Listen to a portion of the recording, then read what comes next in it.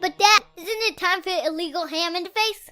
But bro, where's the banjo?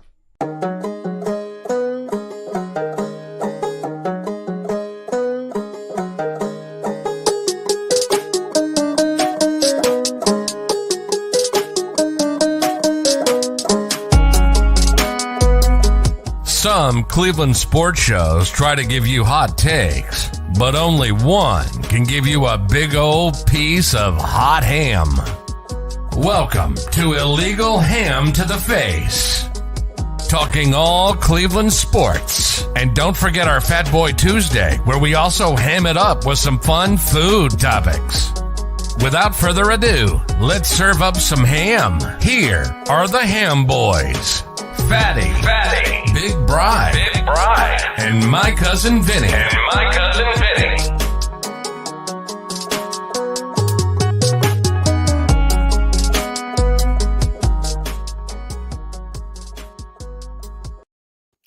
What is going on, everybody? How are we doing tonight? Feel like I haven't done this in a very, very long time, but this is a special occasion. So here we go. We are live here on July 20th. I am that fat guy. Let me bring in Big Bri. What's going on? Hey, man. What's up? Sure the wife's yelling at me right now because I start screaming. Well, that'll be all right. Yeah, it's all right. That later. So for us, bud. This is a Hail Mary of all Hail Marys for us. We got here in about 15 minutes, we got Ken Carman from 92.3 The Fan and Fox 8 joining us, and we're going to have some fun with him today. Also, we got to talk a little bit of the All-Star game that happened last night in the Home Run Derby. Cleveland showed up and showed well for the All-Star game. We're going to talk a little bit of Browns. Special Fat Boy Tuesday edition with Ken Carman. We're going to do a little what he likes to eat and a little rapid fire with him. And then we're going to finish off the show with our top 3 sports TV shows. And cool. It shows that we watch growing up, anything that we love, like of that nature. But to start it out, we have a brand new thing. Our show is brought to you by Lake Erie APA. Get a hold of Harold Kill or us here at Illegal Ham of the Face at illegalham@gmail or illegalhamoftheface@gmail.com. And get a hold of Harold Kill through us. You guys know how to reach us through Facebook, Twitter, or YouTube. Just message us. We'll get back to you if you guys want to start a pool team or just have some fun and come in and join one. He is covering membership fees for new players and a couple other things. We have already had, here we go. Justin's here. What's up, guys? So, I know this feels weird because it's not technically Fat Boy Tuesday, but we'll go with Walrus Wednesday. Is that what we're going to do? Who came up with that one? I don't know. I just off the top of my head, it was either walrus or whale. Glad you went walrus. Take that. I kind of figured. Your most annoying fan, James, is here with us now. So everybody's coming in. Ken will be joining us here in probably about 10 minutes or so. But we're going to get in through some of our normal stuff, like our shout outs and trivia and stuff.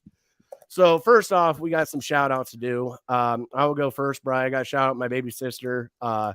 Came out of surgery. That was a good one. Whiskey Wednesday. Should have done that one. There you go. It's a little more nice. Justin's coming through in the clutch for us. She had her surgery. Everything went well.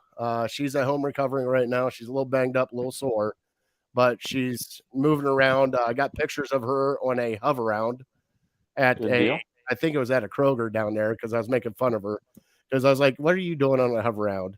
And I just started singing the song, Hover Round Takes Me Where I Want to Go. So got that. I got to shout out the boys at work. We have some new people at work that were like, what are you doing? Yeah, we're having fun. So that's what we're doing, guys. So if you see a Jamie or Bob pop in here a little bit later, be prepared, bro. No way. No way. Okay, I'm not allowed to take Toby's Wednesday team as Whiskey Wednesday, so we're not allowed to take that. Is it Whiskey Wednesday or Walrus Wednesday? I'm pretty sure it might be Walrus Wednesday for you. And then on a somber note, Bri, one of our friends that we worked with, that we knew very well, Joe Sinchek, passed away suddenly on, it was Friday of last week, which was a shock to everybody. But there is on my Facebook page, on my personal Facebook page, there is a GoFundMe and a kind of a fundraiser to help raise money for the memorial and stuff for him. So please go check that out, help out and donate if you can. Definitely hit a lot of us hard because I think Joe was only 26 or 27. So it's definitely a rough one, especially when you just saw him a couple weeks beforehand. So on that note, Bri, do you have any shout outs? Yeah, he was a good guy. Loved to have fun, loved to laugh. He was a huge Browns fan, so that was something that we kind of all shared in common. So he definitely will be missed. And I guess to transition from that as best I can into some of my shout outs, I'll shout out my brother and his family who are on the move right now. They're moving to Illinois, a little northwest of Chicago. So that's a tough one. Him and I have always lived in the same state, even in college when we were on opposite sides of the state. So it's tough to see him go, but couldn't be more proud of him and happy for the entire family for their next move in life and everything that awaits them. So it was nice to be with him yesterday and kind of send him off, and we'll be seeing him before too long. So sports has always been something that the two of us have kind of shared, and it'll be tough not watching every Browns game or big Browns game. Like we were together for the playoff game. We were together for game 7 of the Cavs. So stuff like that will be hard to miss out on. But yeah, we'll still have plenty of good celebrations. Hopefully playoff wins for the Browns, plenty in the future. But yeah, let me shout out his entire family, my brother, Shailene, his kids, Briella, Adeline, Luke, and baby JJ. Love them to death and gonna miss them a lot, but can't wait to see them soon. And my other shout out will be for my family is doing our yearly golf outing to honor my dad and to benefit the Multiple Myeloma Research Foundation this Saturday. So I guess this is my yearly reminder to you, if you want to donate to the MMRF or any charity that is close to your heart. I know we have the Jimmy V Awards or the Jimmy V Foundation that ESPN is going to be doing over the next couple of days to raise money for cancer research. So let this be a reminder to you, if you've been putting it off, donate to something that is close to your heart and make a difference out there. Every single dollar counts. So that's all I got. Why is it every time you hold this golf outing, I got something else going on that I can't do the golf outing? I think you plan it that way. I think you gotta make it a priority. You just gotta make it a priority. I really do. I think you're going, all right, he's got plans this weekend. Let's do it this weekend. Every year, end of July, early August, one of those weekends we usually shoot for. Well, I either have Twins Fest with the kids, or I got I got a fundraiser for our pool team this Saturday where we're doing 50-50 and raising all that stuff. We got some of the gift baskets done. By the way, Bride, there is we call it the black bag gift basket. We got the triple X gift basket that we're going to be raffling off, and I don't know what's in it. I don't want to know what's in it, but from what I'm told, it's spicy. Let's just put it that way. Who are you kidding? You haven't played golf in over a decade, from what you told us a couple weeks ago. I hit 2 shots at Top Golf. I'm good to go. Is that right? Right? I get 6 beers, 2 shots of whiskey. The swing is smooth. I look like Jack Nicklaus out there. It takes that much. Yeah. What kind of whiskey? It doesn't matter. You know me. Whiskey's whiskey. Okay. Beer too? Doesn't matter what type of beer you drinking? Not really. Especially with a golf outing. Free beer is great beer. As long as it's cold. It's supposed to be like 88, 89 degrees on Saturday. So as long as it's cold, I'll be all right. We always used to do a golf outing where we had beer and donuts first thing in the morning. And our golf scramble team cracked a beer at about 6:15 is when we started, and we did not shotgun tee off at 8:00. As a long day. That's a really long day. It is a great day because by about 2:00 when we're done, because depending on where we're at, we would finish up. We would do. We would call it the fiver on the way back in. So you have the first one. If you're on a green, first one hit a green gets $5. Closest to the pin is $5. Best score is $5, and we would Sure. play that on the way in. So it got a little intense there at the last few holes, and then most of them I just picked up and said, "Here's $20. Have fun."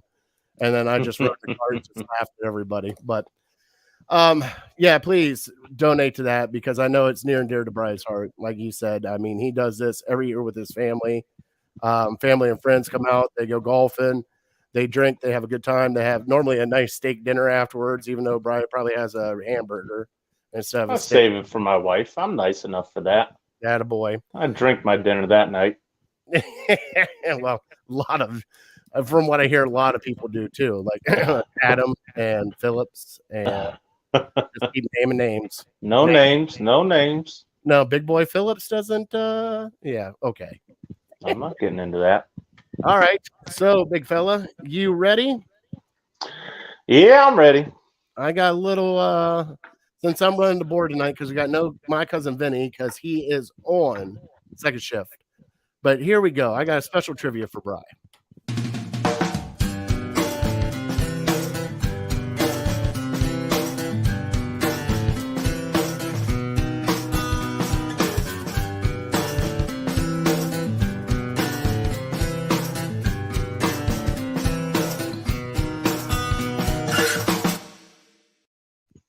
All right, big fella. I got this off of CBS Sports. I remember Okay. when we did a golf outing. Yes, we did putt with Jim Tressel. We all missed the putt, of course. Yes, I went with my brother-in-law and played with Jim Tressel. Oh, nice. And my mom, hello, ham boys. Mama's here. So we got to behave Sweet. now. Yep, All right, watch your mouth. It's not me. I got to worry about it. It's your potty mouth over there. I did let an S-bond go last week, so I apologize, Mom. I mean, I can't believe you let that shit happen. Anyways. My bad. Is Phillips still in Ohio? He is. We'll talk afterwards, Toby. Myles Garrett is the only former number 1 overall pick who is still on the team that drafted him. And this is among active players drafted 2018 and earlier. Okay. These are all number 1 picks, Bri. Mm-hmm. All right. Now, you are the draft savant. Can you go back through your mind for the number 1 picks? And I'll even give you the first one. 2009 was Matt Stafford. He is no longer with the Detroit Lions. Right. He is currently with the Los Angeles Rams. There is 1, 2, 3, 4, 5, 6, 7, 8 other ones here. Can you name them? I need to come with 8 names. You got to come up with 8 names. For number 1 pick since 2009. 2009 to Myles Garrett. Yep. Well, there's okay. There's one afterwards, but he doesn't count anymore. So 10, 11, 12, 13, so on. Yes. Gotcha. And by the way, our special guest heard that trivia, and I can't wait to bring him on. I'm so excited about this. So, Brian, man, let's do it. All right. The man from 92.3 The Fan and Fox 8 News, Mr. Ken Carman is joining us. What's going on, sir? Hi, everybody. Hey, man. Well, how you guys doing? I love this cool Super Browns going on right now. I figured I'd have fun because anybody can be Ken. Well, anybody. So I figured I'd have fun with it. First off, I do have to thank you so much for joining us, and especially taking time out of your vacation time to come on with us. Sitting at home, it's okay. It's still vacation time. Okay. I mean, you're not dealing with anybody else. You know, you're just dealing with the wife and kids right now, right?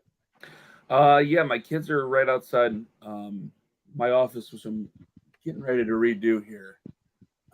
We had a washing machine problem a month ago, and some of the water came and hit my drop ceiling, so I got to redo all this stuff. But yeah, they're just outside, so you're gonna hear probably some screaming because they're playing with each other.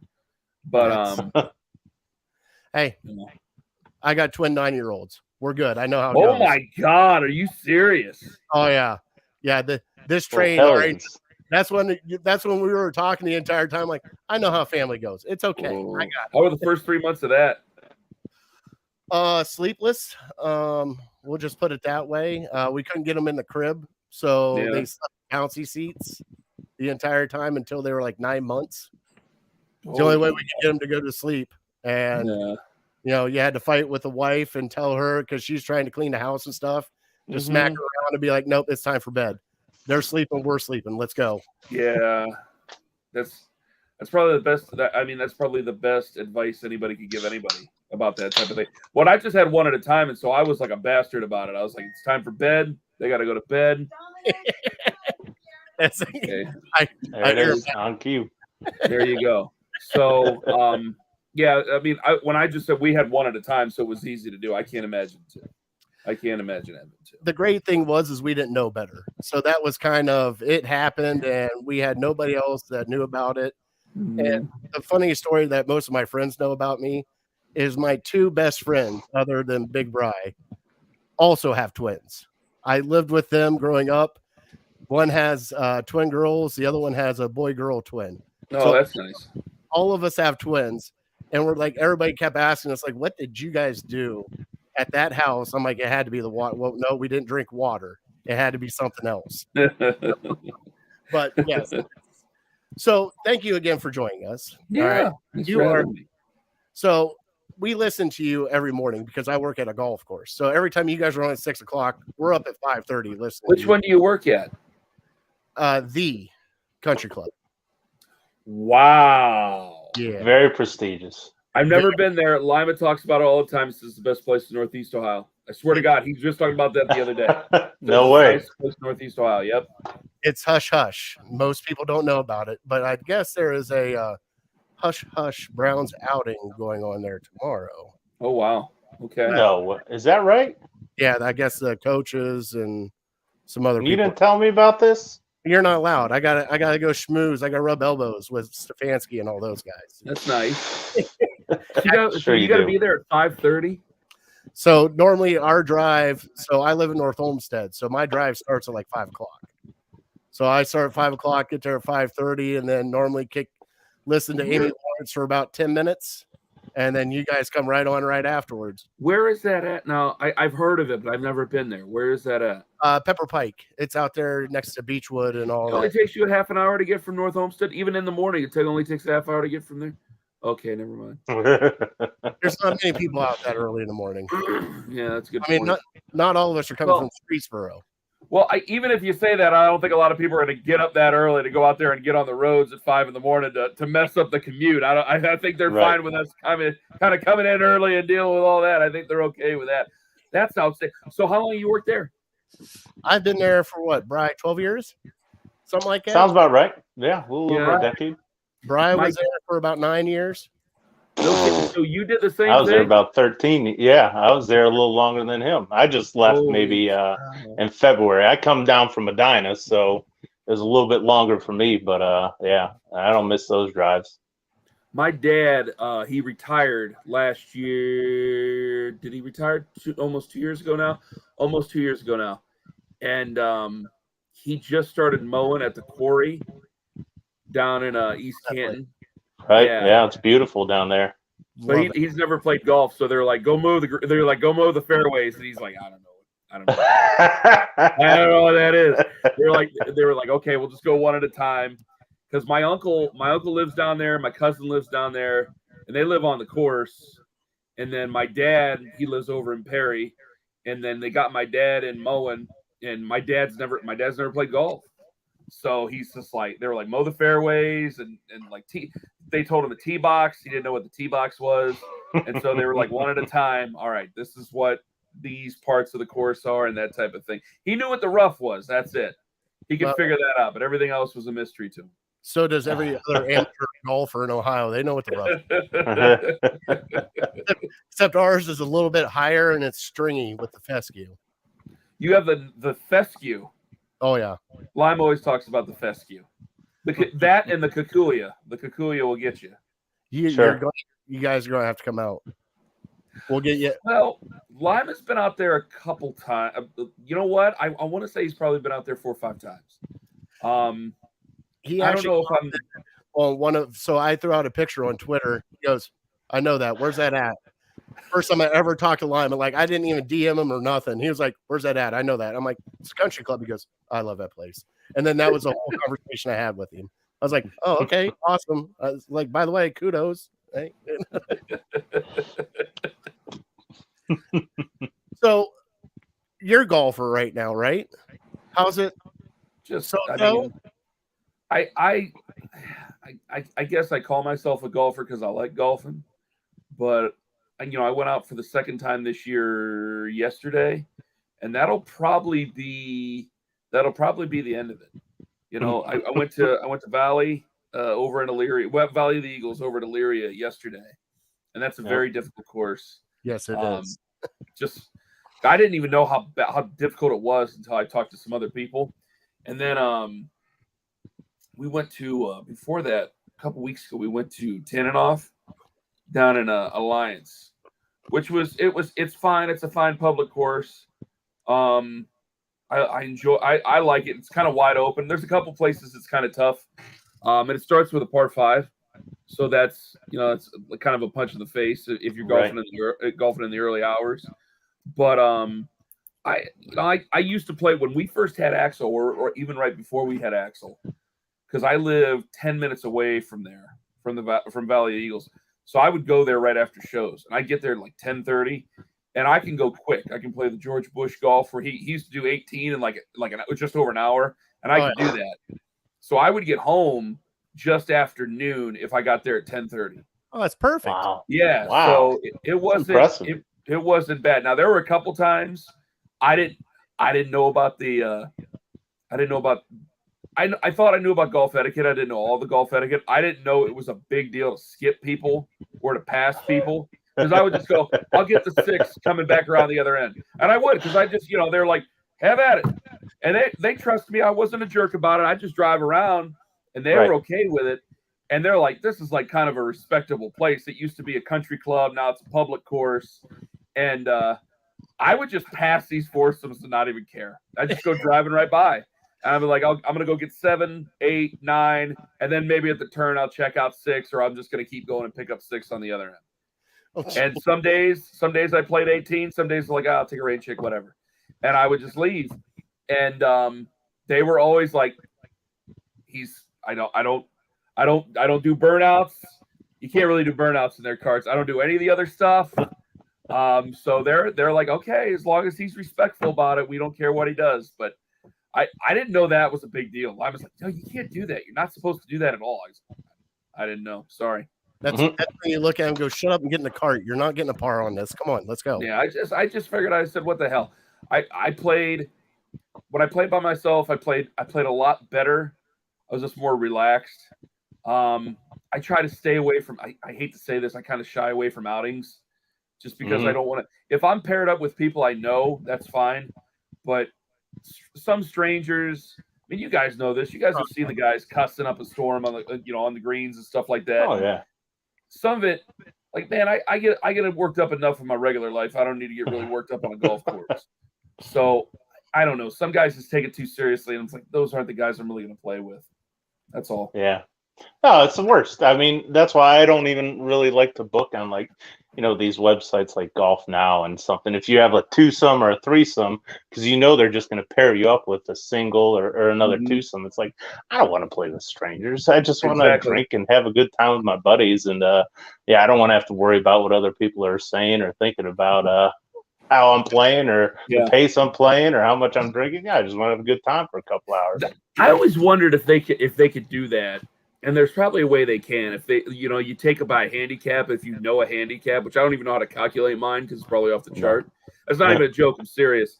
And they could be like, okay, like Ken's a duffer, and we have Jared over here, and he's a duffer. So fine, we can pair them together, and it'll be okay, and they'll have fun. But it's like, if a guy's like a 4 or whatever, it's like, okay, we're not gonna do that.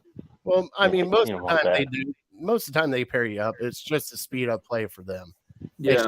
That way, make the most amount of money. I get it, but I just don't enjoy it. The But best. the worst usually play fast anyway, right? Yeah. Well, that's because they don't care. Yeah, they don't care. Yeah, pick it up. Yeah, whatever. Give me a bogey. Like normally for us, like when I play with my dad, it's like as soon as you get to triple bogey, pick up right down to 7. We're on to the next hole. Yeah, Like, exactly. Like Lime and I worst don't even keep is triple. I haven't kept score in Jesus, boys, years. I mean, years. Wow. Is It's that just right? because Lima doesn't keep score. I've never seen him write a score down in a scorecard or anything like that. Like when I played a couple weeks ago down in Alliance, my buddies were playing like against each other. No money, they just wanted to beat each other.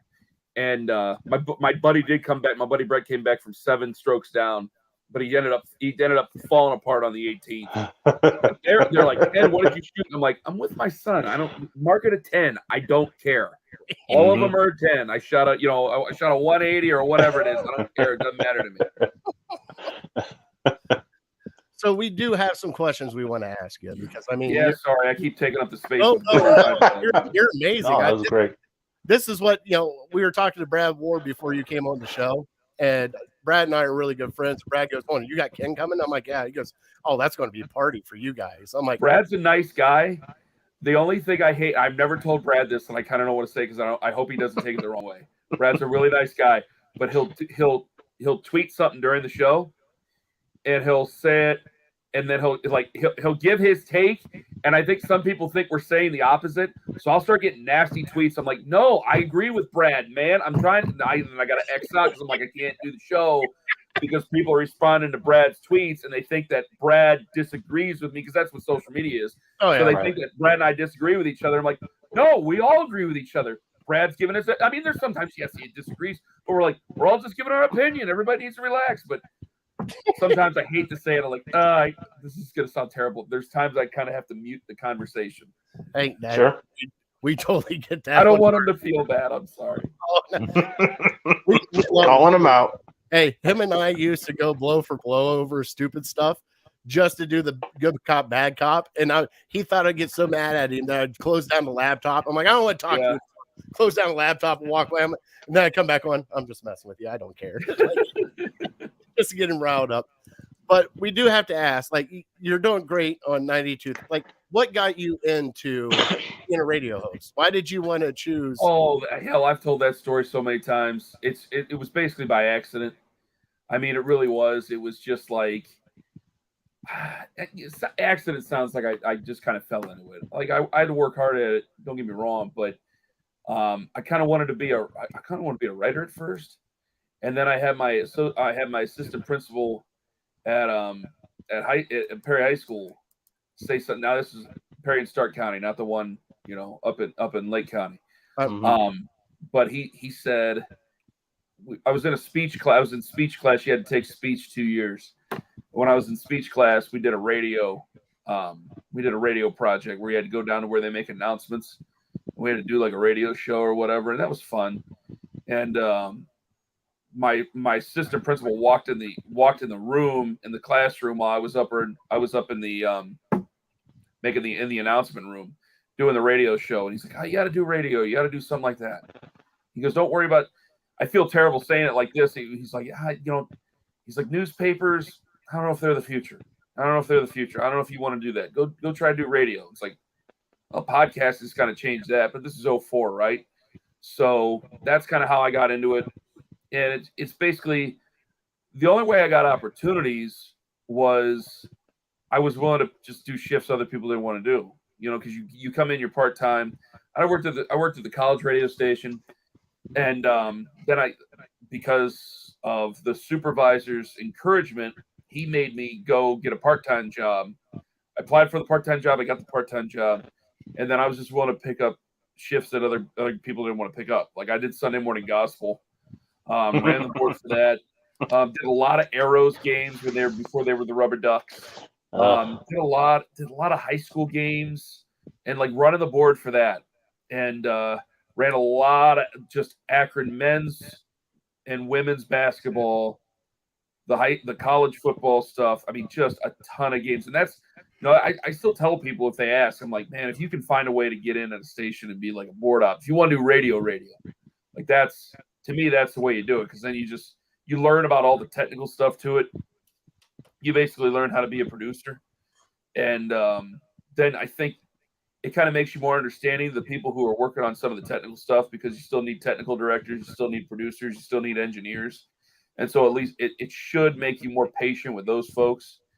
Because I mean, when I first started being a board op, I would get yelled at by a couple of older guys, but it was an older, that was a different generation. It was a different generation of the business, where they didn't tolerate anything, and that was the way it was. You just got screamed at, and that was it. Now, I mean, you can't do that. It's a workplace, and doesn't matter, who you're working with. You can't treat people like that. That's good. That's a better thing than what it was, when I first started. But yeah, I mean, that's the long way to say it, is that I basically got started in doing board opping and working events, set up, tear down, learning how to do all the ISDN lines and all the other things, and kind of engineering without being an engineer in that case. Sure. Yeah, and being on 92.3 and being with the Browns, your nightly shows, now you're in the morning. You've done hundreds, thousands probably of interviews. Have you ever given much thought to somebody, be it celebrity, athlete, dead or alive, that would be your bucket list interview?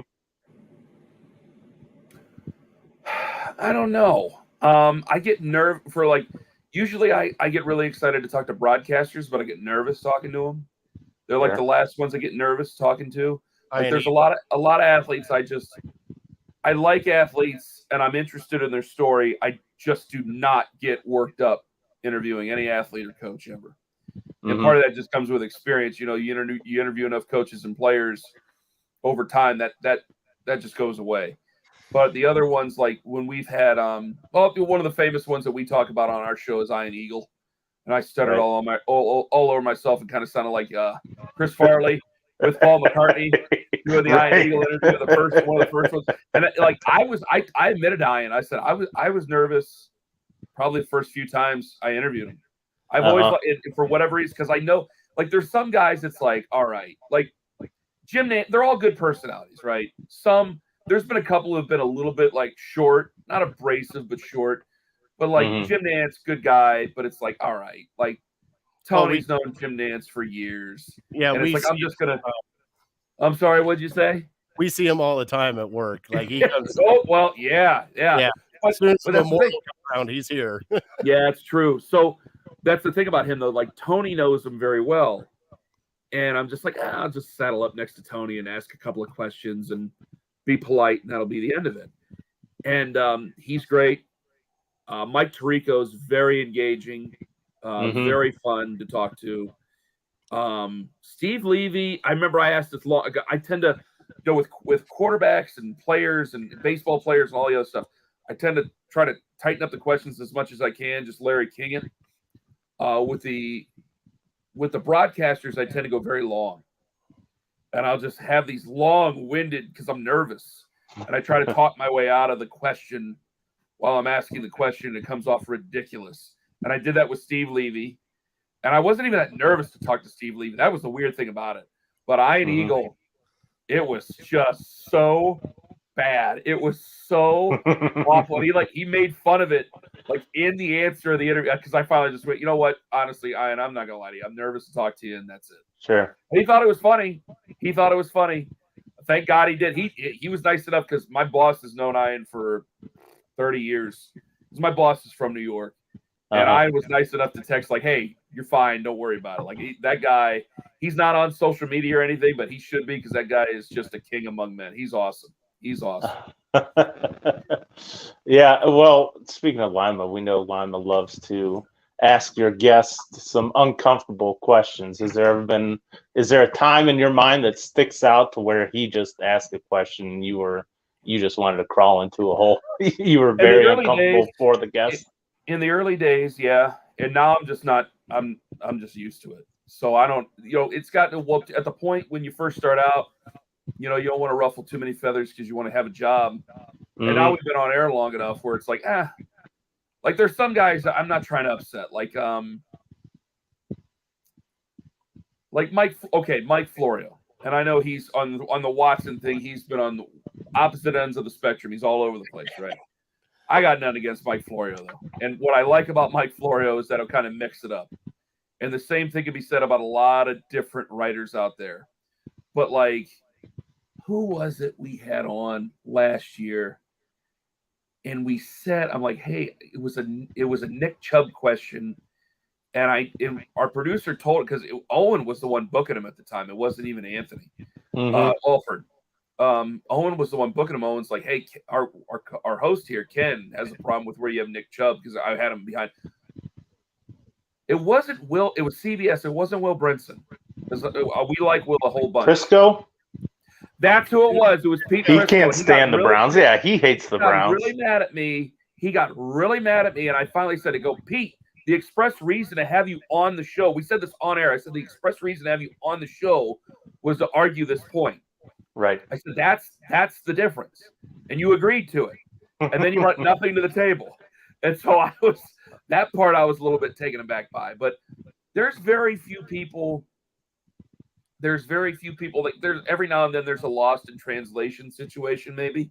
Right. But there's very few people that I could look back on and go, oh man, that was a terrible. I had Scott Rabb, and I love Scott dearly, and to the point. I mean, I know his son well. I know him. I love Scott. And one time at night, I got him to hang up on me. And I called him because I thought he was kind of like in on the gag. I was young and stupid. And I called him, and he starts cussing me up one side and down the other. And we had to like talk it out because I'm like, hey man, I thought it was an argument. I just, I latch on to the bone like a dog, and that just tended to happen. I'm sorry about that. Right. But Scott's still one of my very, very, very, very good friends. In broadcasting, in media. But other than that, they've all been nice. They've all been okay for the most part. I can't think of a really bad one, a really ugly one. Not on record anyway. Oh, is that Pappy? What are you drinking there? Oh, there it is. There it is. That's what I like to see. Black Velvet? This is a 2022 Black Velvet. Wow. It retails for about $11.99 plus tax here in the state of Ohio. Look at you. I mean, it's a big timer. If we're going there, I mean, I might there as well. You go. See, there you go. This is it's a import, a blended Canadian whiskey. Nice. A lot of people. I'm a big Jack Daniels guy, and I don't drink a ton of Jack Daniels. I only drink Jack Daniels for special occasions. Black Velvet is my weekends. Or Old Crow is my weekends, depending on if. Oh yeah. And I've tried to limit it a little bit more because I would say that I don't really get hangovers for whatever reason, but they hurt a little bit more than they used to. Yeah, once you reach a certain age, they catch up to you a little bit. Like we were out on Friday night. Our kids were riding around on bikes, and it was me and the neighbors were sitting out on my driveway, and they were like, Ken, go get your Black Velvet. And I said, why not? And so I made them drinks, and I'm just drinking. And we ended up having, like, this is the second biggest bottle, right? You got your fifth, you got this, and then you got your handle. And I got this, and boy, we ended up polishing it off. And I was okay Saturday morning, but I remember I went to go do yard work, and I was like, man, I'm really sweating. It's getting really sweaty in here. Like it was real bad. That's because that was the day I burned the desk. Got back out of desk I want to burn because I want to get rid of we have a I don't know why I have to say I'm going to say it anyway. We have a fire pit that I want to get rid of because we don't use it for fires. Yeah. I just burn brush and whatever it is back there, and I'm like, I just use that brush and use it out front because people just have fires in their driveway in those metal pits, Yeah. And so I go, I'm going to get rid of it. I'm just going to put grass down there, and what the hell? But I had this huge desk. And I set that on fire on Saturday, and I'm like, my God, I'm tired. It's like, well, you're drinking that whiskey on Friday night. You can't. I'm 36. You can't do that the way you used to do it. Amen to that. Sucks. Getting old sucks. Sorry, I'm taking you guys to places you don't want to go. I'm sorry. Go ahead. Nope, that's all good. This is actually perfect because, like, Bri even asked you, like, what I said, besides Iron Eagle, who do you get started? That was one of my questions. But we're going to play one of your guys' games because I have to know. Well, I have been sitting here, and for years, I've been wanting to ask you this. Hugh Jackson. Go. He is he is an American football coach. Okay. And that's what he does for a living. Uh-huh. Well said. That is my answer. Okay. Well said. How did I not pick up on what you asked and how you asked it? Good. I didn't even Good. pick up either. He texted it to me. I go, what the heck does this mean? It's my bad. I'm sorry. Oh no, He is a football coach, and there you go. all right. So we don't talk about that. Can we talk about whatever you want? I'll answer it in that type of way, I guess. At least with him. Have a little more black velvet and then answer. Yeah. Yeah, we'll see. It depends on how far into this bottle I'll get. Maybe I'll get a little loose. We'll see. Hey, while we're talking, I'll send my wife over with another black velvet bottle. We'll get there. We'll get there. Now we're talking. Right. So who is your most ever disappointing Browns player? Like my most disappointing Browns player? Yeah. Josh Gordon, easily. Josh Gordon. Right. Yeah. And I feel bad saying it just because, he is, well, no, I can't feel, I feel bad for how things have turned out. I hope he finds happiness. I hope he finds, guys, sobriety is a relative term. Sure. I'm on the record as saying marijuana, I know that can be, anytime you say anything to the negative of marijuana, people jump down your throat. With the way the NFL did their testing, and Joe Thomas spoke about this, actually. He spoke about it in a locker room interview. With the way the NFL did their testing, it was a very archaic way. And I question, did Josh seek other things to maybe find a way around? It's easy to test for marijuana. Sure. It's easy to find a young man guilty, testing positive for marijuana in the NFL. And I'm glad they've changed their policy about that. They needed to. They need to catch up with the times.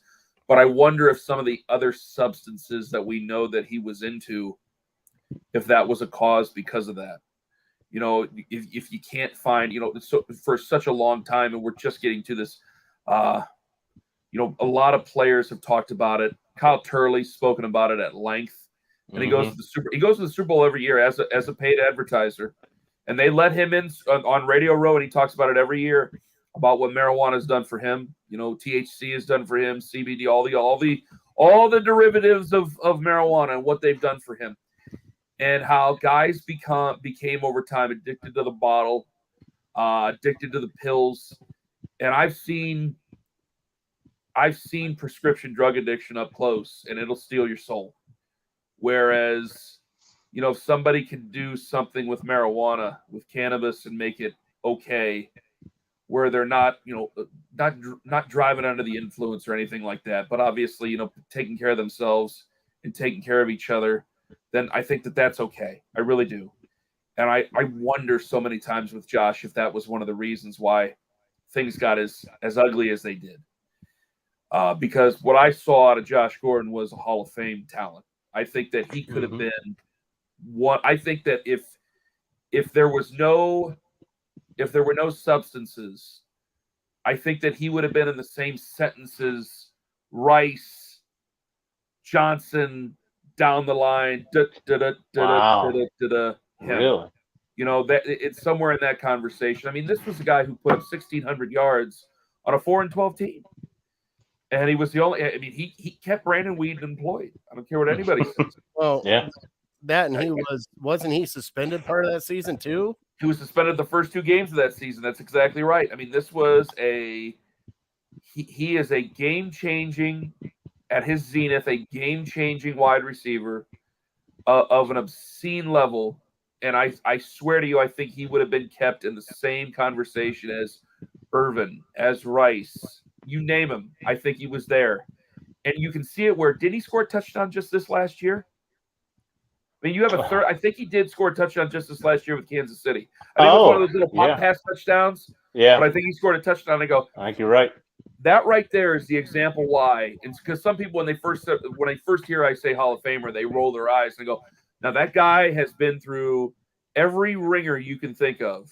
As far as the NFL's conduct policy, the NFL's drug policy, whatever it might be, personally, professionally, the whole thing. That guy's been through all of it. And that guy, over 30 years old now, is still able to get a job in the NFL. That's how talented he really is, because there's NFL coaches who look at that guy and they see the routes and they see the effort, just how effortless he is in making catches that a lot of guys just can't make. Pros can't make. And I'm telling you, I will say it. I'll say it now, and I'll say it as a middle-aged man, and I'll say it as an old man. He could have been the best that ever played the game. 100%. He is. Wow. And that's why I have to put him in there as disappointing. You know, people. What name did you think I was going to say, Jay? Well, no, I mean, that goes to me, but I mean, we've had our run of, Dwayne Bowe. Like, we've had big signings here that they've come in, and it's just been. Hey, I can say it on my own show. It's a shit show. They come in and they collect a paycheck, and it's just like, who was it? Jamie Collins. Like when Jamie Collins was here, and then he goes back to Bill, and it's like, I'm sorry, Dad. I didn't mean to upset you to where you traded me to Cleveland. I'm sorry. Let me go play for you some more. But we're no stranger to that. Like that, I could say I'm a little bit more disappointed in the franchise, or I'm more disappointed, even though I liked the Jamie Collins signing at the time. I wanted to give him a chance because I thought he was the best player coming out of the 2013 draft, and he was a second-round pick. Mm-hmm. So I'm guilty. I supported. I didn't think he'd just go walking around on the field against the New York Giants, which he did in that game. But we've done that before. The guys who come to Cleveland and just they did it as a retirement fund, and that was it. Yeah. And guys like Gerard will tell you that. Players in the league would say that. You go to Cleveland and you get a couple $1 million in the bank, and then you figure out what you're going to do after the NFL. Yeah, I'm not as disappointed in that as I am just like, man, I saw those are just NFL players. That guy was an obscene talent that could have been one of the best to ever play the game easily. Sorry, Brian, go ahead. No, well, I was gonna agree with you that I think I remember hearing basically the same thing from a guy like Willie McGinnis, and even though he didn't phone it in quite like Dwayne Bowe or Kenny Britt did, he was kind of saying, yeah, you just go to Cleveland for a payday, and there's no pressure on you, and you just play out your contract, and then if you can still get another one, you go forward from there. So yeah, that's how it was. Hopefully it's changing now. I think for sure it will. But you speak of Josh Gordon, and I think of like maybe since you're so close to the franchise and you talk to some of these players, obviously more than like true fans like Jared and I might, but are there some certain guys, maybe one or two, that stick out to you that have moved on from the Browns and have gone to another franchise or played somewhere else in the NFL that you kind of find yourself rooting for just because they're a good guy? I know, right now we're going through the Deshaun Watson thing, and it's people are finding it hard to root for him. But are there I still believe there's good guys in the NFL. So is there somebody that you've come across that you continue to root for even after they leave Cleveland? Some guys aren't in the league anymore. Some guys are. I'm writing them down so I remember because it was both TG, Taylor Gabriel, and Tashawn Gibson. They were both really good players. Tashawn just got some of these guys, it was now that they actually have good players. I mean, you can see that they have, this is a good roster, right? And they got guys that I watch defensive ends and I go, why can't we have these defensive ends? And then you see Myles Garrett and you're like, what have I been watching for years? And I saw that, whatever we may say about Deshaun Watson here over the next couple of days about if he's suspended, how long he'll be suspended, is it going to be a year? Will the NFL, whatever. I thought I was watching quarterbacks play. Then you see Deshaun Watson throw the ball and you go, oh, okay, now I'm actually watching quarterbacks. It's different. Sure. Yeah, because Zach always used to say, Ken, you get excited about these players, but you've only been to Browns camp. You haven't seen Steelers camp. You haven't seen Ravens camp. Even the Bengals. And not now, not what the Bengals are, which are AFC champions, but just seeing another team and making a comparison of the two teams that are struggling at those times and seeing what they are and going, okay, now I'm kind of getting it, because when I first went to camp, the first year I went to camp, this would have been the 2009 season was the year I went to camp. I was working at another station in Akron. Mm-hmm. And you see these players up close and you just have no idea. You have no idea how good they really are. And then you see other players up close, and then you go, okay, these guys just – you start to be able to see what talent is what guys can actually hack it, what guys aren't. And the reason I like those guys so much more than some of the others is, and nothing against some of the other guys that went out and might have accomplished good things with other teams or anything like that, is a guy like Deshaun Gibson, late round pick. A guy like Taylor Gabriel, I believe, was an undrafted free agent. These guys were, first off, they were great in interviews, good people, good with their families. And then they were so, when we did we do the coaches show or the preview show, and we do them from like bars and things like that. They were great with the fans. They knew the opportunity they had. And that's what you look for. It's easy to look at a guy like Joel Bitonio and Joe Thomas. It's easy to look at, like a Carlos Dansby, who was only here for a short time, a veteran like that, and say that guy gets it. A DeMario Davis, that guy gets it, that type of thing. These are draft picks. These are guys who were expected to do something in the NFL, and they did do something in the NFL. But when you see a guy like Gibson and you see a guy like Taylor Gabriel do well, that kind of changes the way you see the league and just how weird of a league it is, because you have the most players and they come from the most diverse backgrounds you could find, and they all try to fit into a system, and you're in the Shark Tank where you're trying to compete for, money, big time jobs. I mean, it's a job, and you're competing with somebody. You're doing somewhere you're competing for on your own team for a job, for money, and then you're also competing on the field on Sundays for the entertainment of the fans. And for those guys who are able to make it, where they go to places like, I think Deshaun went to Wyoming. I want to say he went to Wyoming. You go from a place like Wyoming, then to the NFL. You have a very nice long career, which Deshaun has had. I think that says something about a guy. And where there's guys who are heralded first-round guys, and they just don't get it. And those guys stick out to me. A guy like Gibson, a guy like Gabriel, even a guy like, I hate to say it because I know he likes to troll Browns fans, like Willie Snead, who was a camp casualty here years ago. Right. Sure. Yeah. Guys like that make it because it's still, as much as the league has changed, as much as things have changed with the CBA, as much as things have changed with contact rules, things like that, it's still a league that filters out those who don't love the game. And I'll make the second Zach Jackson reference I can tonight, where Zach said it best. It figures out the difference between guys who love the game and guys who love what the game gives them. And so many times when we've had so much changeover with all the different general managers, with all the different coaches, you end up trying to play catch up, and you try to reinvent the wheel. You're trying to impress either Randy Lerner or Jimmy Haslam or whoever, because it's been 20 years. And so you end up taking guys, and you just end up taking guys who love what the NFL gives them instead of loving the game. And then you get gems. You get DeQuell Jackson. You get those guys. You get Joel Bitonio.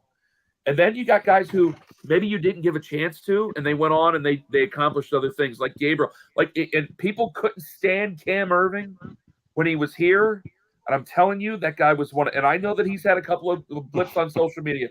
One of the best kids you'd ever run into. I'll never forget the day he walked in. It was like God had touched him that day. He said it was the best day of his life the day he walked in. He went and threw out the first pitch of the Indians on Guardians game. The best day of his life. And the league ate him up, as the league is willing to do, and more than wants to do. And then things had to click, and it had to work for him. And he's had a pensionable career where he's able to draw a pension from the NFL. And that's all you really ask. I mean, you look back at Cam Irving and sit there and go, yeah, you're a late first-round pick, and yeah, whatever. No, Cam Irving, I believe, has won a Super Bowl. He has a ring. He'll draw a pension from this league. That's another huge thing. Nobody talks about that. That's a huge deal to the players, is being able to draw a pension.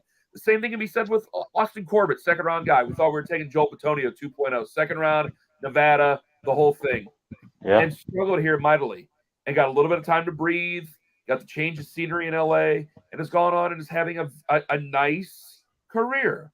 Not anything that we're going to sit there and talk about in Canton someday, but he's having a nice career. And those are the guys I really respect. It's easy to really like a top 5 pick. It's the other guys that you really look at and go, geez, man, how that guy cut a living out for himself in this league is unreal. That's the impressive stuff.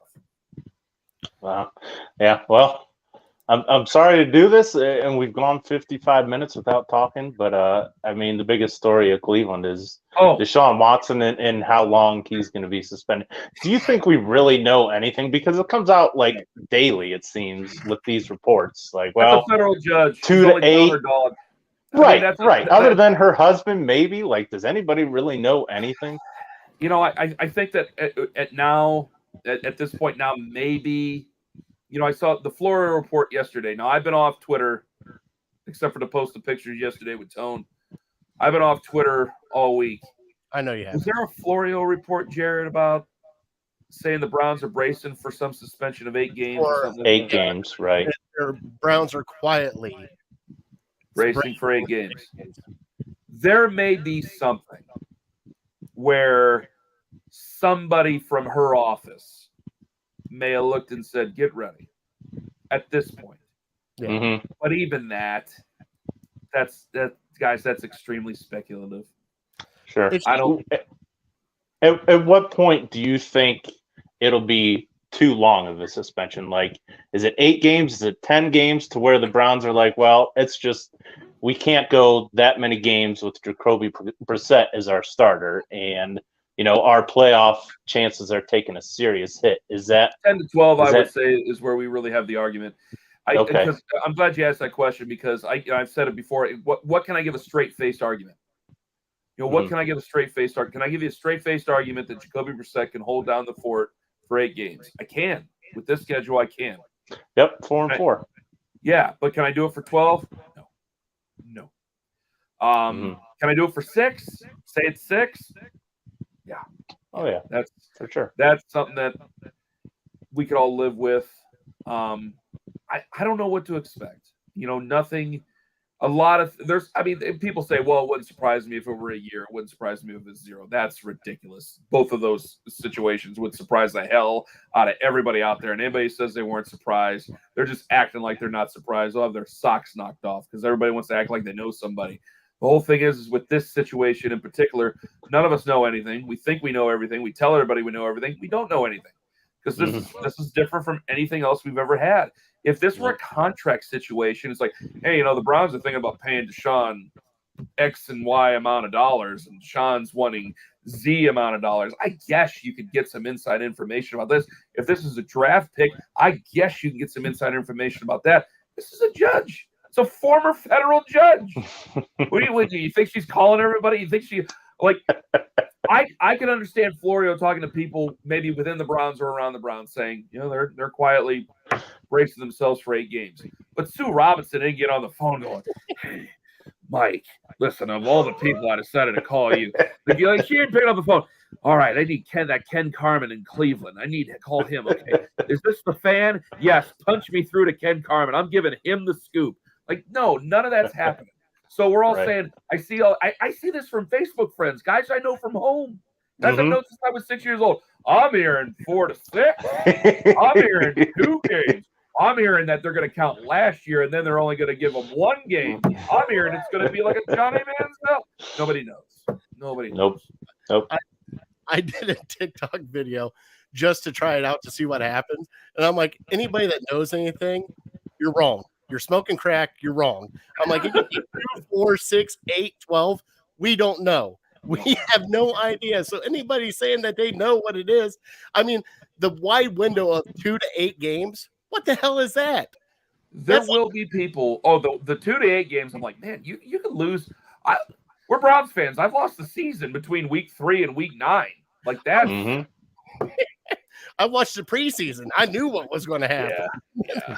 That season can be lost in a very short period of time. You know, we've always broken down to where now there's a 17th game, so it throws the math off. But win the month of September, then October. Try to be 500 when the weather changes, things like that. And I've seen a second month of October go awry, and then things get really, really bad from then there on. So I think there will be some people who do champions pose. And that's just because they hit the lottery. They guessed right. That's all. Right. Exactly. That's all. Well, Bri, I think it's time for our special segment with Ken. Now, Ken go ahead. has not been a part of this show. We have a very special segment for you. We actually do it. We do it every. Was it a Rorschach test or something like that? Hold on. We do it every Tuesday for our show because not only do we love all Cleveland sports, we love food. So here we go. And now it's time for Fat Boy Tuesday. Let's get into some Fat Boy Tuesday, which All is right. actually Wednesday now.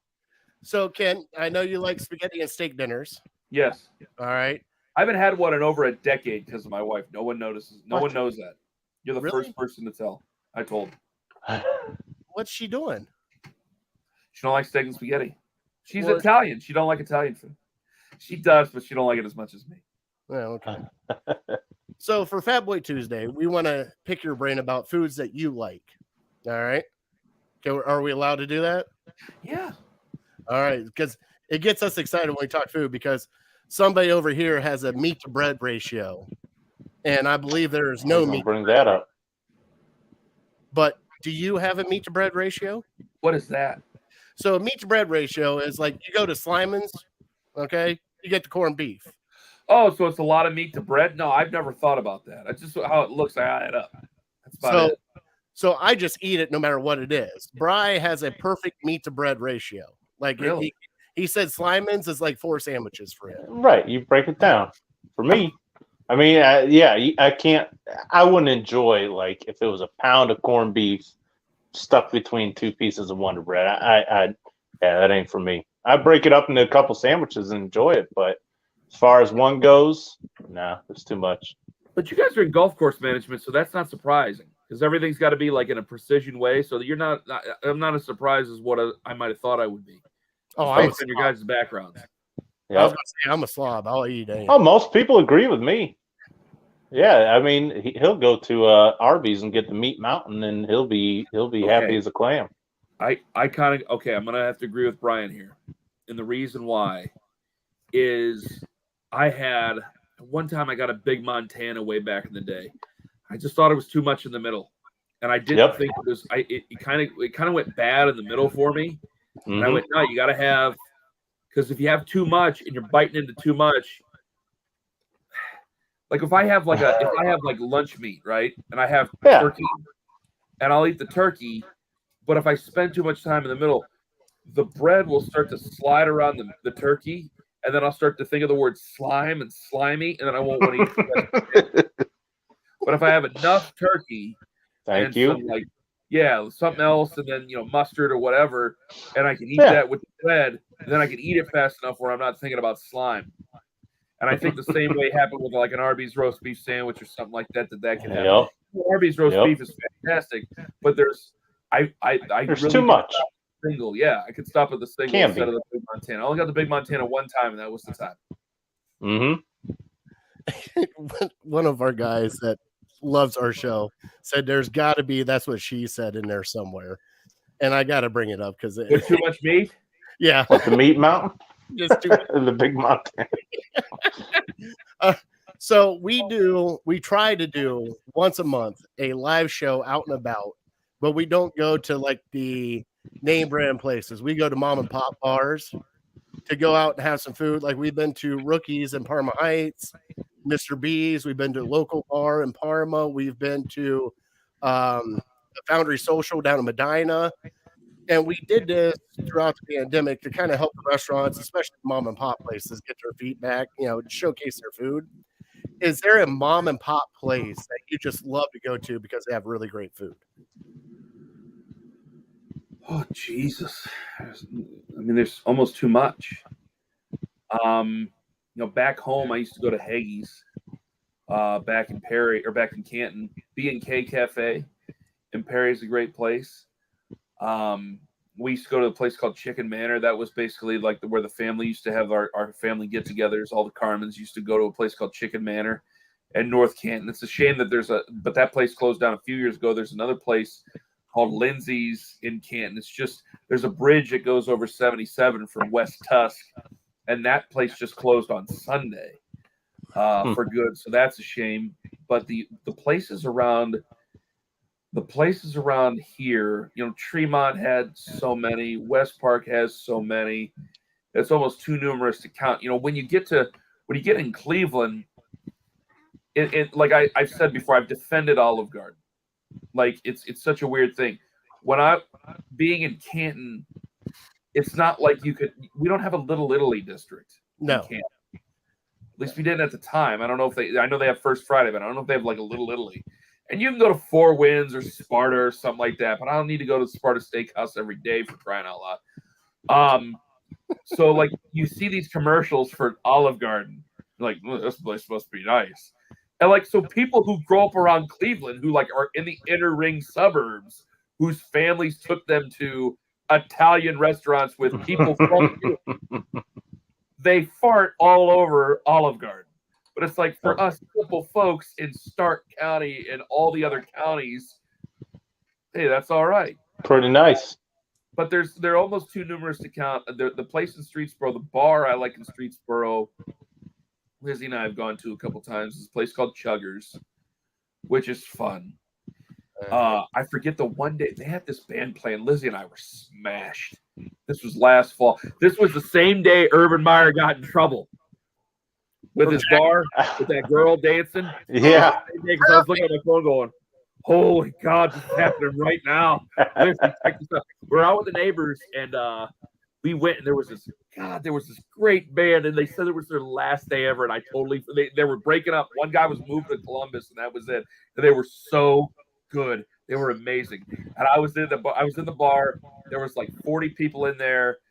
And it's just one of those bars at like the end of a shopping center. There's 40 tables. They're all like black tables that people like have beers on, whatever. It's just a good time. Enjoyed that. Enjoyed myself greatly at Chuggers. And have gone a couple times since and really enjoyed myself greatly at Chuggers. And then like, I don't know, like Youngstown had like the MVR. Go to the MVR. Lizzie and I, our first date was at Cafe Capri. There's you go to the there's a banquet hall called Mr. Anthony's, which is nice. That's where you have your big things. And then there's like Vernon's restaurant and a couple other ones. See, the problem is we'll be done here, and then I'll think of the restaurants. Some of the other restaurants feel bad for not mentioning. Oh, good God, Jib Jab, right there in Girard, right there in the court, right there on the Youngstown Girard border, is a Jib Jab hot dog shop. Unpaid testimonial, the best. Really? You got to email me all those because now I've written down Chuggers. Yeah, I mean, try to get in there for our next live show. There's a place called Happy Moose up the road too. They had a fire. I think they're remodeling. It's been a while. I think they're remodeling, but that place is really good. And they just opened up a Wild Eagle here in town, so it's okay. Right. Being creepy with his lights. I think he's being fine with his lights. Yeah, I'm sorry. I thought it was supposed to be light out until 8:30. What the hell is this? It's Northeast Ohio. We're about to get some thunderstorms, hopefully. Oh, is that what's going on? I hope not. So, I'm going to mow tomorrow. Go ahead. I'm sorry. When you have to hand water greens, then you could say, no, I don't want to. When you actually have to bring a hose out of a cart and water stuff, you pray for rain every day. Yeah, I'd rather just friend. I think you're right about that. Never mind. Go ahead. Sorry, Brian. Go ahead. No, I mean, like if you're getting together with a family, doing a backyard cookout, or having a big family meal or something, is there something unique that you guys do, as far as side dishes or desserts or something like that kind of stands out that isn't something maybe a normal person might think about? No, I can't say there is. I think it's basically standard fare. What do you burgers, dogs? What do you ribs? Yeah, those things. I'm not very creative when it comes to my neighbor AJ is very good with. He's got all the stuff. He's got the smoker. He's got the green egg. He's got the grill. He's got the Blackstone, and they're all lined up on his back deck, and he does all that stuff. So he's really good at that. I just put down the burgers and the hot dogs. You got the cheese and potatoes and the things like that. Liz makes really good pasta salad, which she thinks is. I just say that because she's my wife. It is the best pasta salad. It's better than my mother-in-law's. Okay. It's better. My neighbor AJ says he makes great pasta salad, but really it's like that.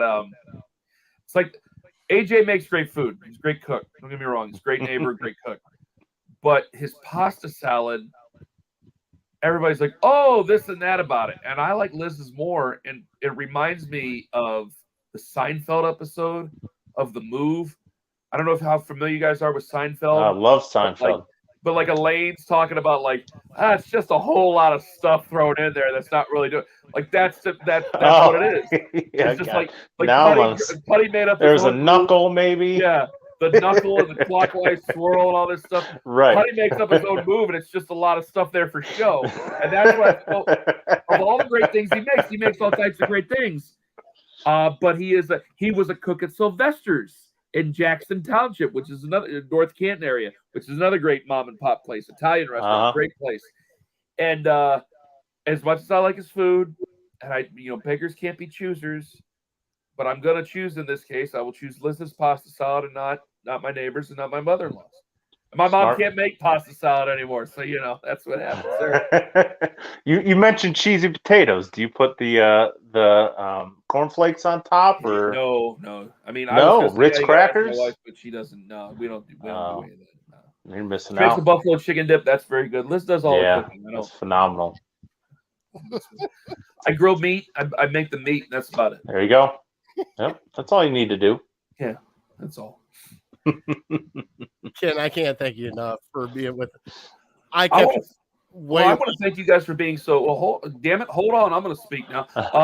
I can't thank you guys enough for being so flexible and moving it around. Because at first I'm like, oh, man, I told these guys I'd be on, and then I was like, I gotta. Because Lima didn't even know. He didn't even know his schedule on his book was. He doesn't. I say on his book, he doesn't keep a book. I keep a book of things. He doesn't do any of that stuff, but. You guys were very flexible with me because I didn't know the Fat Boy Tuesday is your day, and you guys were willing to move for me. So I can't appreciate you guys enough. Thank you very much. You're a special guest here. It's not us. Everybody sees our face every week. I mean, they don't see this on our show. Now, now you're on vacation. Have you tuned in to your show at all in the morning? No. Oh, good. I don't like to. I only listen for bits. I've listened to the afternoon show with Nick because Nick just started. Yes. And Nick and Dustin, obviously. Mm-hmm. And we got to listen to the first segment yesterday when we were golfing. And I've tuned in a little bit of that, but there's times where I like to listen to a lot of the interviews. And my one boss, Keith, gets upset with me about it, but I said, I just don't want to rip anything off because I have a crutch right there. And I've said this before, and I've said this before, and I said this the other day, and I said this yesterday, and all this other stuff. I don't want to say, I heard Jeff Phelps say this. I heard Baskin say that. I've heard, I don't want to do that. So I listen to a lot of the interviews. I listen, the Albert Breer on Wednesdays at 5:20. I mean, you can't miss that. But the other ones, it's like, I just, because I don't want to rip anybody off on my own station. Mm-hmm. I don't want to do that. And I don't want to get emotionally involved either. Because, they got points. They got salient points they want to make. And what am I doing? Am I arguing about that? What am I arguing with? So I don't want to do anything like that. So I listen here and there. I like to listen to opens. I like to listen to a lot of show opens. 7:00, I love to listen to the nighttime open. Mm-hmm. The only reason I ask is because it's the Jeff Thomas takeover right now. Him and Chico. And hey, no. I have never laughed so hard at Jeff Thomas yelling at Chico, telling him to shut up. It's my show now. He did that. Oh, it was. They call it the Jeff Thomas tirade. He goes. It's my turn to speak. Be quiet. Oh no, wow. It is comical because I didn't know Jeff had it in him. Actually, I did know Jeff had it in him. It's just been a long time since I've seen Jeff had it in him like that. Sorry, you're right. They had Garrett Bush on today, and they were talking to Garrett. And Chica goes, so, GB, what do you think? He goes, I don't know him that well. I'm going to call him Garrett until we get this done. You be quiet. I have never laughed so hard at those two because Chico is just losing it. Chico's laughing so hard, but Jeff Thomas is just going nuts right now, and I love it. Did Chico call him GB? Yeah. It's G. Bush. That's his nickname. No one calls him GB.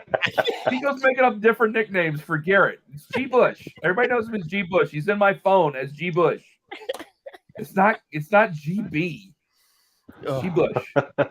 Right, you got one more question before we No, I was just gonna thank Ken for being incredibly gracious with your time. We know you're on vacation, so we appreciate you very, very much, and enjoy the rest of your days off. Thank you, guys. Hopefully, I'll be able to run into you guys coming up here in a bit. Keep my number, and hopefully, I'll be able to join you guys again. All right. Very cool. And again, let me say this before you guys let me go. Just thank you so much. Nah, it's all being good, man. so Don't worry about it. Accommodating with the time. Hey. I thank you. Very, Have a very drink much. on us tonight. I've only had one today. We'll have another. I'll Hey. probably have about 3 or 4. I watched Chinatown earlier today. I dropped my kids off at camp, and then I watched Chinatown. I've been watching a lot of movies during this break, so I caught up with Chinatown. Oh, what are the other ones I caught up with? I'm watching Untouchables again. Once Upon a Time in America, which is that's a 4-hour-long epic. There's a lot of old movies. Tora. Saw that. Saw World War II in color. Been staying up all these nights just watching all this stuff. So a lot of different things in there. So that's Do what you I've have been a doing. favorite movie? You interrupted nothing. You interrupted absolutely nothing. Well, now we got to know. I sweated my ass off in the yard. I'm going to sweat my ass off tomorrow. And I watched a lot of movies that nobody cares. I watched a movie from 1974. You interrupted absolutely zero. Sweat it out tomorrow. We got to know, what's your favorite movie? Do you got Of one all or time? two that? I Yeah. watch all these movies. I came up with my neighbor is 19 years old, and I came up with a list of over 50 movies. I said, listen, you got to watch these movies to be a man in America. You got to watch all these movies. And I mean, there's Yep. everything there. There's like She's Gotta Have It, to Goodfellas, to Godfather 2, to New Jack City, to 310 to Yuma, to all these different. Well, I don't think 310 to Yuma's in the mix, but I think McClintock is in there. True Okay. Grit is in there, but you got to watch the 1969 version. Nothing wrong with Jeff Bridges. There you I go. always confuse him with Jeff Daniels. I think you knew I was going to do that. I always confuse him with Jeff Daniels. Hair done. Nothing wrong with Jeff Bridges. Nothing wrong at all. But you got to see the first one. And there's a couple ones I've already marked off because I want to watch them with my sons before they leave the house. And that's it. And I watched Braveheart with Axel like a month ago, and I didn't realize someone gets stabbed in the face with a sword. But I went to watch Godfather, but there's so much dialogue in Godfather. Yep. And so I thought, what was the movie that Liz said it was okay to watch with him on his 8th birthday? I think Oh, geez. it might be The Godfather. It wasn't Goodfellas. I know there's a no to Goodfellas. Goodfellas is my favorite, which is such a cliche thing to say. Sure. I'm sorry. I've always tried to find like a better movie to have a conversation about. No, I like Goodfellas. I'm typical, trash. Yeah, I like Goodfellas. I don't have all the posters up, all the people and everything, but yeah, I mean, what am I supposed to say? Goodfellas. It's a great movie. Nothing wrong with that. You don't have to apologize for that. All right. What's your favorite movie, real quick? No, I'm keeping you. What's your favorite movie? Go. Ours? Jared, yeah. Jared, sorry. I'm looking in your direction, Jared. I'm sorry. Because I'm dark. All day. What is it? Pool Hall Junkies. I've never seen Pool Hall Junkies. Oh, you'll love it. It's got Christopher Walken in it. Write it down. Yep, write it down. You want to talk about bar bets where you can win beer quicker than anything? Really? To watch. There's some hustles here that will make you laugh. No kid. I watched Color of Money a couple of weeks ago, which is from The Hustler. Yeah. That's similar to Color of Money, but more grittier, more vulgar. Chaz is in it. I can't think of his name. He's in Palmentieri. Yeah, that guy. So he's in it with Christopher Walken. Okay, so I wrote that down. What's yours, Bri? I'd probably say Shawshank, and it's kind of cool. I'm going down to Mansfield a lot now for work, so I kind of see like where they've shot certain scenes. So yeah, that just kind of intensifies it, but it's hard to get better than that, in my opinion.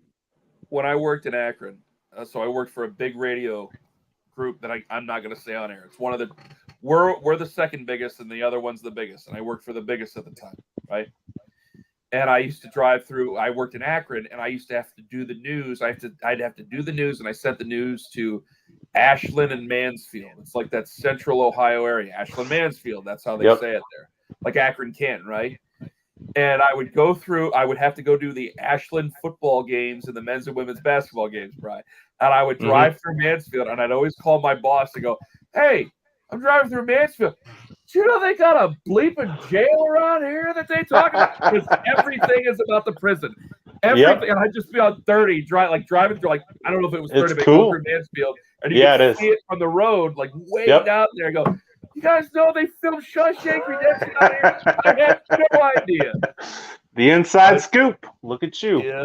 My dad went there, loved the prison. You got to go to the prison. It's Just like I've been through the tour. It's pretty cool. Oh, you went through the tour. I'm sorry, I didn't even know that.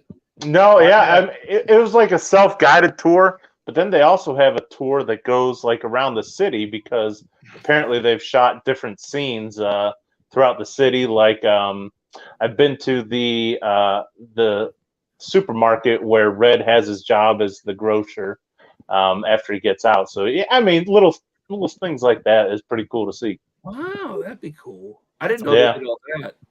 Yep. My dad just likes those ghost shows and. Oh yeah, some people go to the reformatory and they stay overnight and they do like ghost hunts and stuff. I don't know about that. I had a couple of friends do that, and I'm like, I grew up in Coshocton County. We're good. I know all about ghosts. Did you grow up in Coshocton? No, I grew up in West Lafayette. Oh, okay. How old are you? 41. You might not know my buddy because he was a couple years younger than me. His last name's Deshong. You'd be surprised too. Good. Hey, he's a good guy. I promise you, he's a good guy. It's once I get past Canton and I get south, if I get pulled over, it's hilarious because the cop will look at me and goes, "Oh, hold on, who's your dad?" And I'm like, "Fuck."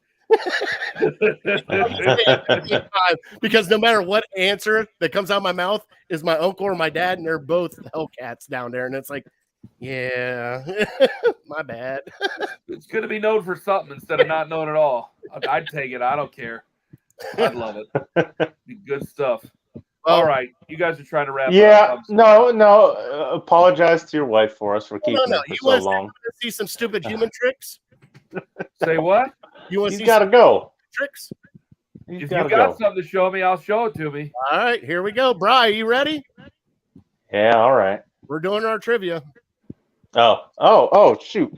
Yeah. See, I didn't even have time to think about it. I thought you guys were going to hang up on me or something like that. I thought I was getting hung up on. No. This is shit. Right now because Bri is a draft savant. And the only reason you were doing earlier? We were doing it earlier. So Bri's going to come up with the answers. So this is per CBS Sports. Since 2018 or earlier, there was only one person still with their team. Okay, and that person's Myles Garrett. Oh. And these are all number 1 overall picks. Wow. So I gave him the first one, which is Matthew Stafford, who was drafted by the Lions and now with the Rams. Bri, can you give me the first pick in 2010? See, I can never remember if Sam Bradford was before Stafford or after. After, you got it correct. I'll give you that one. So that's Bradford. Was 11 Clowney? 11 was not Clowney. Clowney was 14? Yes. Okay, so who the hell was 11? 12 was Luck. 13 was Fisher. 11 after Bradford. Can you give me a team? Carolina Panthers. Oh, Cam. Yeah, stupid. God.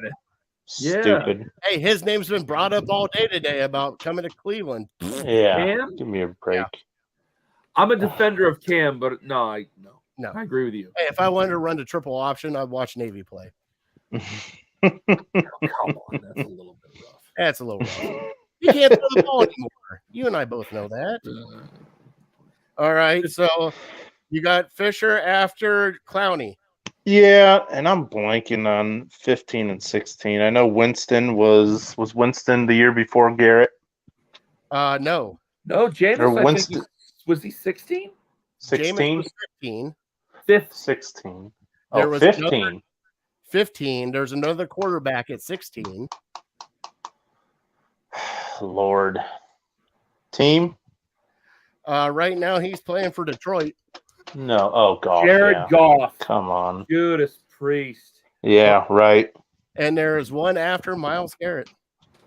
one after Garrett? Yeah, it was Baker. Baker. Yeah. So, in Did we miss one? I feel like we missed one, though. Like 14, 15, 16. You got Stafford, Bradford, Cam, Luck, Fisher, Clowney, Winston, Goff, Miles, and Baker Mayfield. Oh, okay. I got you. See, I got my years mixed up. Miles is the only one still with his original team. Crazy. Let's I'll hope it leave you guys stays with that this. way. I wonder if he's a Browns lifer. Gotta be, right? Like, I don't think he's a guy. I gotta tell you, I'll leave you with this. I don't think he's a guy who, like the Browns, like you got to move on from everybody eventually, right? Like, say he gets 9 years in the league, and they're like, you know what?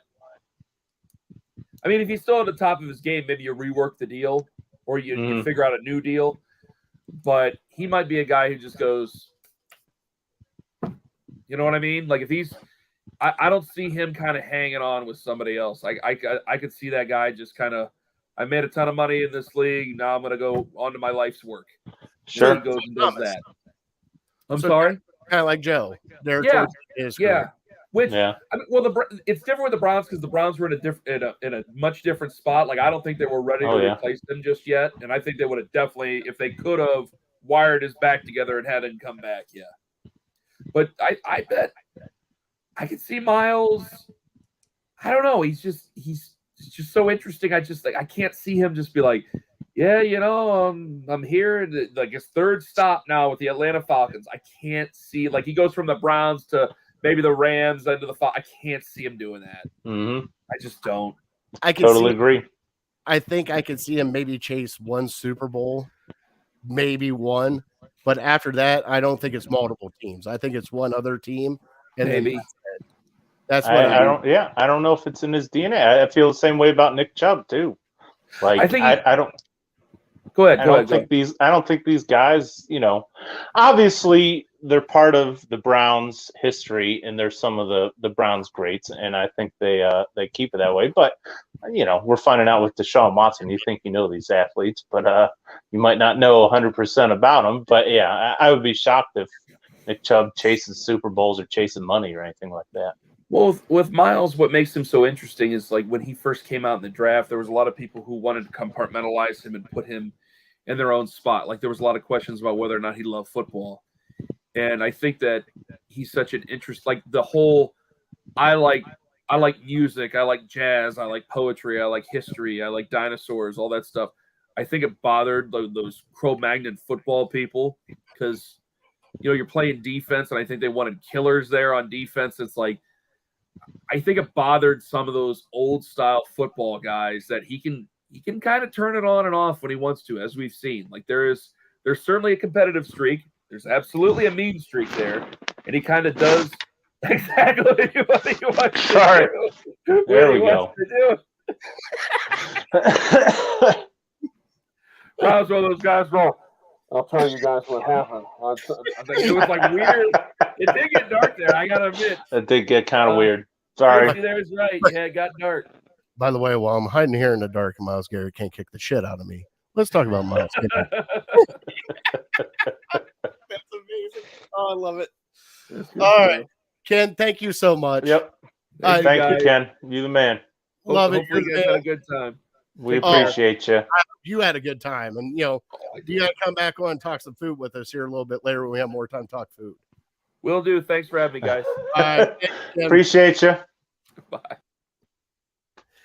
Oh, that was Ken Carman. How awesome was that, Bri? I felt terrible for keeping as long as we did, to be honest. But I seem to be having a good time. I'm sitting there, all I could do was just laugh.